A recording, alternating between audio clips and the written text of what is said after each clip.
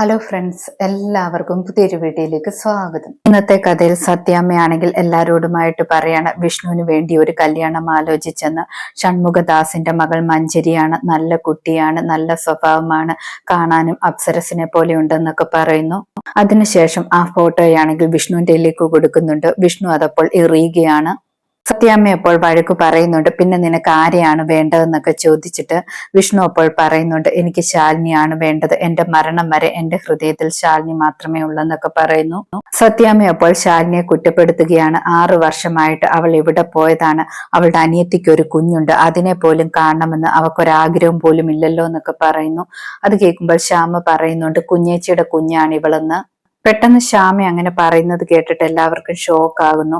സത്യാമ്മ എപ്പോൾ ചോദിക്കുന്നുണ്ട്, പപ്പിനി മോളാണെങ്കിൽ ശാലിനിയുടെ മകളാണെന്നാണോ നീ പറഞ്ഞതെന്ന് ചോദിക്കുന്നു. ശ്യാമ എപ്പോൾ ശാലിനി പറഞ്ഞു തന്ന കാര്യങ്ങളെല്ലാം ഓർക്കുകയാണ്. അതിനുശേഷം ശ്യാമ പറയണം, അങ്ങനെയല്ല, എന്റെ മകളാണെങ്കിൽ കുഞ്ഞേച്ചിയുടെയും കൂടെ മകളല്ലേ, അതുകൊണ്ടാണ് അങ്ങനെ പറഞ്ഞതെന്നൊക്കെ പറയുന്നു. സത്യാമ്മ എപ്പോൾ പറയുന്നുണ്ട്, അങ്ങനെയൊന്നും പറയണ്ട, അവൾക്കാണെങ്കിൽ ഒരു സ്നേഹവുമില്ല. വിഷ്ണുവിനോട് പറയുന്നുണ്ട്, നീ എത്ര സ്നേഹത്തോടാണ് അവളെ ഓർത്തിരിക്കുന്നത്, പക്ഷെ അവളാണെങ്കിൽ നിന്നെ ഓർക്കുന്നത് പോലുമില്ല. സ്നേഹമുള്ള ഭാര്യയാണെങ്കിൽ ഭർത്താവിനെ കുറിച്ച് അറിയാതെയും അന്വേഷിക്കാതെയും ഒരിക്കലും ഇത്രയും കാലം ഇരിക്കത്തില്ലെന്നൊക്കെ പറയുന്നു. എന്തായാലും നിന്റെ ജീവിതം ഇങ്ങനെ പോകുന്നതൊക്കെ കണ്ടിട്ട് എനിക്ക് വിഷമമാകുന്നു, നീ അത് മറന്നേക്ക്, ഈ പെൺകുട്ടിയെ നോക്ക്, ഇവള് നല്ല പെൺകുട്ടിയാണെന്നൊക്കെ പറയുന്നു.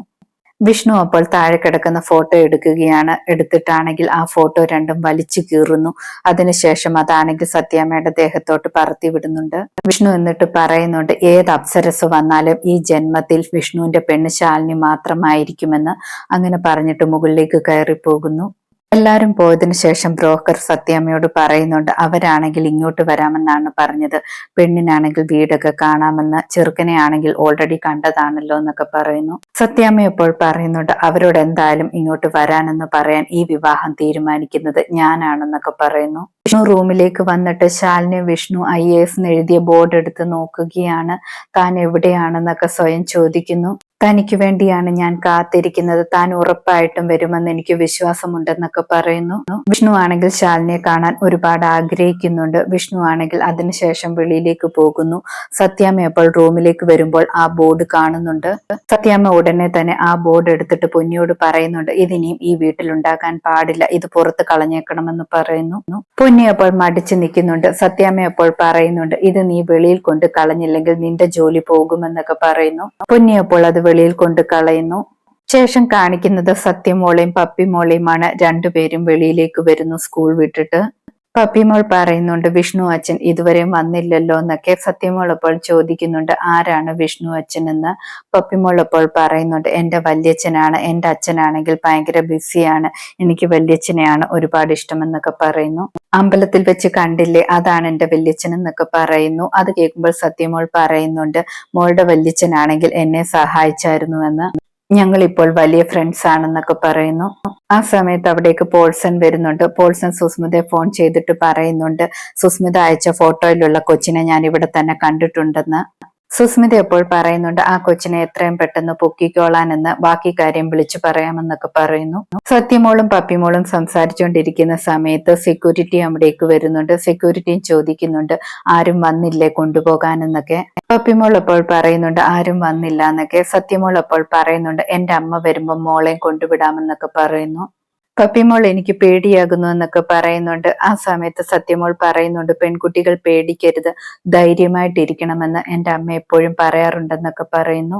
പോൺസൺ കൊണ്ട് അവിടേക്ക് വന്നിട്ട് പപ്പിമോളോട് പറയുന്നുണ്ട്, വീട്ടിൽ നിന്നും പറഞ്ഞു വിട്ടതാണ്, മോൾ എന്റെ കൂടെ വരാനെന്ന് പറയുന്നു. പപ്പിമോൾ അപ്പോൾ ചോദിക്കുന്നുണ്ട്, വിഷ്ണു അച്ഛൻ എന്തിയെന്ന്. അപ്പോൾ പോൺസൺ പറയുന്നുണ്ട്, കുറച്ച് ബിസിയാണ്, അതുകൊണ്ട് സത്യാമ്മ പറഞ്ഞു വിട്ടതാണെന്ന് പറയുന്നു. പപ്പിമോൾ അപ്പോൾ പറയുന്നുണ്ട്, ഇയാളെ ഞാൻ കണ്ടിട്ടുമില്ല, എനിക്ക് അറിയത്തുമില്ലെന്നൊക്കെ. സത്യമോൾ അപ്പോൾ പറയുന്നുണ്ട്, അങ്ങനെയാണെങ്കിൽ സത്യാമ്മയൊന്ന് ഫോൺ വിളിച്ച് തരാനെന്ന് പറയുന്നു.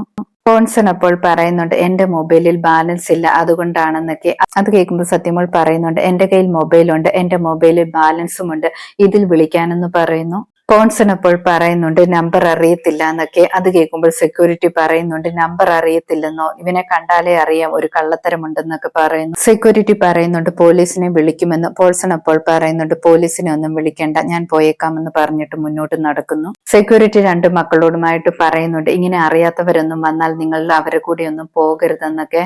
ആ സമയത്ത് സെക്യൂരിറ്റി ആരോ വിളിക്കുന്നുണ്ട്. സെക്യൂരിറ്റി അവിടെ നിന്നും പോകുന്നു. അപ്പോൾ കുട്ടികൾ രണ്ടുപേരും തനിച്ചാകുന്നുണ്ട്. പോൺസൺ അത് കാണുന്നുണ്ടായിരുന്നു. ഇന്നത്തെ കഥ ഇതോടെ അവസാനിക്കുന്നു. പുതിയൊരു കഥയുമായി വീണ്ടും കാണാം. താങ്ക്